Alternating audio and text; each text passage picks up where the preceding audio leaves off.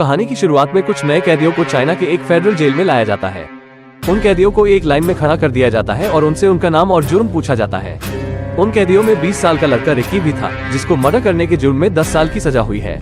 Ricky बाकी कैदियों की तरह गार्ड्स का जुर्म नहीं सहता और उसके मन में जो आता है वो वही करता है। जब मेटल डिटेक्टर मशीन से रिकी गुजरता है तो अलार्म बजने लगता है, जिससे गार्ड उसे एक्सरे मशीन में ले जाते हैं। एक्सरे से पता चलता है कि रिकी के शरीर के अंदर कई बुलेट्स हैं। गार्ड पूछते हैं कि तुमने डॉक्टर को इन गोलियों को निकालने क्यों नहीं दिया, जिसमें रिकी कहता है कि ये तोहफा है उन लोगों का जिन्हें मैंने मारा है। तो ये सुनकर सभी गार्ड्स डर जाते हैं और रिकी को वापस जेल में भेज दिया जाता है। इस जेल को 4 पार्ट्स में डिवाइड किया गया है और हर पार्ट को अलग अलग लीडर चलाते हैं। ये लीडर्स किसी भी कैदी को कभी भी मार सकते हैं। एक दिन सैमुअल नाम का आदमी जो सबको परेशान किया करता है, वो बूढ़े आदमी का तौलिया उससे छीन लेता है और सैमुअल और उसके साथी उस आदमी को मारने लगते हैं और उसका नाक तोड़ देते हैं। एक गार्ड उन्हें रोकने की कोशिश करता है, लेकिन जब वो देखता है कि सैमुअल लड़ रहा है तो वो वहाँ से चुपचाप चला जाता है। यहाँ रिकी ये सब देख रहा था और वो लात मारकर सैमुअल को नुकीली लकड़ी पर गिरा देता है। सैमुअल के चेहरे पर वो कांटेदार लकड़ी घुस जाता है के साथ ही रिकी को मारने के लिए बढ़ते हैं, लेकिन उसके गुस्से से भरे चेहरे को देखकर डर जाते हैं और अपने दोस्त के चोट पर बैंडेज लगाते हैं। सैमुअल को रिकी से बदला लेना था, लेकिन वो जानता है कि वो खुद रिकी का मुकाबला नहीं कर पाएगा, इसीलिए वो जेल के सबसे खूंखार कैदी मैड ड्रैगन की मदद लेता है। मैड ड्रैगन बहुत ही खतरनाक है, जिसने अभी तक जेल के अंदर 50 लोगों को मार डाला है। वो इतना खतरनाक है कि उसे अकेले जेल के कमरे में चैन से बांध कर रखा जाता है। सैमुअल उसे वहाँ से निकलवा लेता है। रात को जिस बूढ़े आदमी को सैमुअल ने मारा था, उसकी बॉडी सीलिंग से टंगी हुई मिलती है और उसको सैमुअल ने ही मारा था। अगली सुबह मैड ड्रैगन बाथरूम में जाता है और वहाँ रिकी को लड़ने की चुनौती देता है और उसे एक मुक्का मारकर दीवार में पटक देता है। फिर रिकी उसके पेट में एक मुक्का मारता है और उसकी अतरिया बाहर आ जाती है। वैसे ही जब सैमुअल लड़ाई के बीच आता है तो रिकी उसके पेट में मुक्का मारकर छेद कर देता है।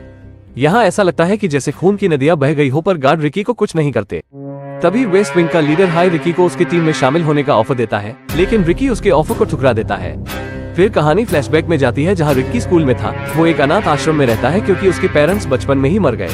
एक दिन वो अपने पेरेंट्स के कमरे में जाता है, जहाँ उसे उसके अंकल मिलते हैं। उसके अंकल एक कुंफू मास्टर है और वो रिकी को भी कुंफू की कला सिखाते हैं।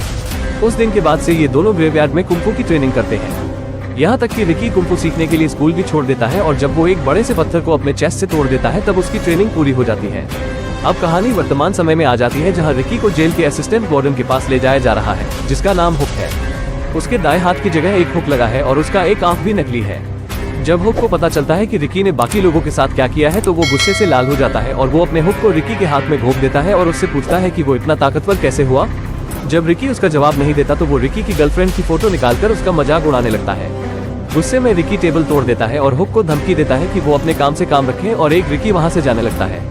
तभी हमें 1 साल पहले का सीन दिखाया जाता है, जहाँ रिकी काफी खुश था और उसकी खुशी की वजह उसकी गर्लफ्रेंड फेफे थी और वो दोनों थोड़े दिनों बाद शादी करने वाले थे। लेकिन एक भयानक रात सब बदल कर रख देती है। घर लौटते समय फेफे एक गैंगस्टर को देखती है जो छोटे बच्चों को अफीम बेच रहा था। तभी उस गैंगस्टर के कुछ लोग उसे पकड़ लेते हैं और उसे गैंग के लीडर के पास लाया जाता है। लीडर फिफे के साथ गलत करने की कोशिश करता है, लेकिन फिफे किसी तरह वहाँ से निकल जाती है और गुंडों से भागते समय वो एक बिल्डिंग से गिरकर मर जाती है। रिकी को ये देखकर बहुत दुख होता है और वो अपना बदला लेना चाहता है। एक रात रिकी को वो गैंग लीडर अकेला मिलता है। लीडर रिकी को कई बार गोली मारता है, लेकिन रिकी को इससे कुछ नहीं होता। वो लीडर के सर में एक मुक्का मारता है और एक घुसे से ही लीडर के सर के 2 टुकड़े हो जाते हैं। रिकी को ऐसा करने के लिए जेल में डाल दिया जाता है, लेकिन उसे अपने किए पर कोई पछतावा नहीं होता। अगले दिन वेस्ट विंग गैंग के मेंबर्स सैमुअल के एक आदमी को मारते हैं। तभी वेस्ट विंग का लीडर हाई वहां पर आ जाता है, जो अपनी ताकत दिखाना चाहता है, क्योंकि उस टाइम सभी सिर्फ रिकी की तारीफ कर रहे थे। और वो एक आदमी गैंग को मारता है और उसे पूरे जेल के सामने चेन से बांधकर लटका देता है और वो सबसे पूछता है कि क्या कोई उसके खिलाफ जाकर गैंग को बचाना चाहता है। सब गैंग को बचाना तो चाहते थे, लेकिन हाई के डर से कोई आगे नहीं आता, जिससे हाई को लगता है कि उसने सबके दिल में उसके लिए डर बना दिया। लेकिन तभी रिकी वहाँ आ जाता है और दोनों में लड़ाई शुरू हो जाती है। हाई रिकी की आंखों में मिट्टी फेंक देता है और उसके एक हाथ का नस भी काट देता है, जिससे उसका हाथ पैरालाइज हो जाता है। लेकिन जल्द ही रिकी अपनी आंखों को पानी से धोकर अपने नस पर गांठ बांध लेता है। उसके बाद रिकी हाई के सर के पीछे वार करता है, जिससे हाई की दोनों आंखें बाहर आ जाती है। हाई यहाँ देखता है कि वो हारने वाला है, इसीलिए वो अपने पेट को काटकर अपनी अतरियों को बाहर निकालकर उसे रिकी का गला घोटने की कोशिश करता है, लेकिन वो ऐसा नहीं कर पाता। आखिरकार रिकी उसे मार देता है और गैंग को नीचे उतार लेता है। तभी तीनों विंग के लीडर्स वहाँ आते हैं। वो तीनों असिस्टेंट वार्डन को प्रोटेक्ट करते हैं, पर रिकी को मारते नहीं। अगले दिन रिकी एक लड़के सो को अकेले बैठे देखता है और वो उसके पास जाकर बैठता है, जहाँ उसे पता चलता है कि सो बोल नहीं सकता क्योंकि एक लीडर ने उसकी जुबान काट दी थी।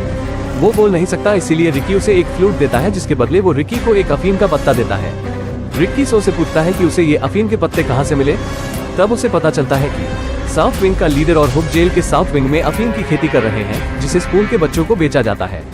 फेफे की मौत भी अफीम के कारण हुई थी, इसीलिए रिकी उस अफीम की खेती को बंद करने का ठान लेता है। सो की दोस्ती रिकी से हो गई थी, इसीलिए लीडर सो को पकड़कर उसकी पूरी चमड़ी उखाड़ देते हैं और उसे मारकर बाहर फेंक देते हैं। रिकी को ये देखकर बहुत दुख होता है।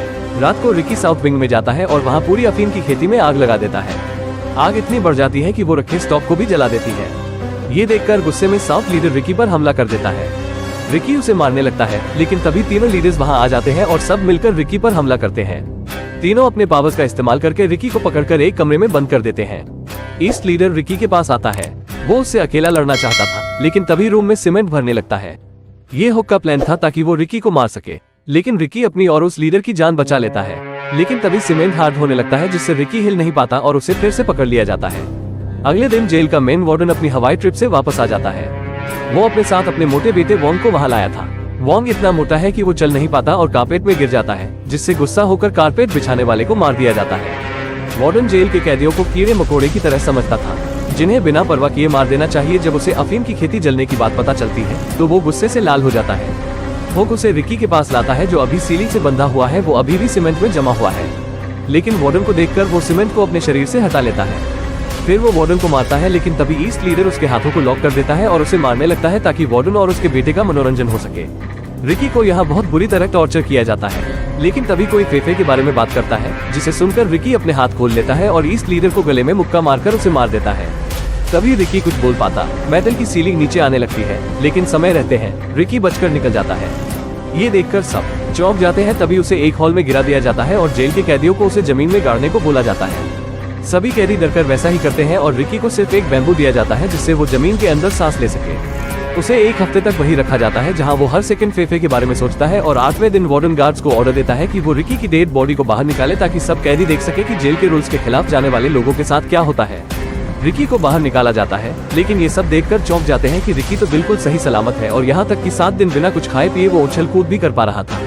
ये देखकर सब कैदी रिकी की तारीफ करने लगते हैं, जिससे साउथ लीडर को बहुत जलन होती है। और रिकी जब बातों में उलझा था, उस टाइम साउथ लीडर उसे मारकर बेहोश कर देता है और उसे पकड़ लिया जाता है।